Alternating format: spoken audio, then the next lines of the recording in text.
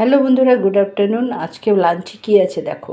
হচ্ছে ভাত, আর এটা হচ্ছে তোমার লাউ দিয়ে, মাছের মাথা দিয়ে, ডালের বড়ি দিয়ে, ধনেপাতা দিয়ে করেছি। দেখো, দেখেছো? লাউটা এত ভালো, এত কচি, খুব জল উঠেছে লাউটা। দেখো, অনেক শুকিয়েছি, তবুও জল রয়ে গেছে অল্প। ঠিক আছে। আর এটা হয়ে লাউয়ের চোচা ভাজা, চোকলা ভাজা। অনেকে চোকলা ভাজা বলে, অনেকে চোচা ভাজা বলে, আমরা অনেকে ছিলকা ভাজা বলে, যে যেরকম পারে বলে। আমরা লাউয়ের চোকলা ভাজাও বলি, চোচা ভাজাও বলি। ঠিক আছে, তো তোমরা কী বলো কমেন্টে অবশ্যই জানিও।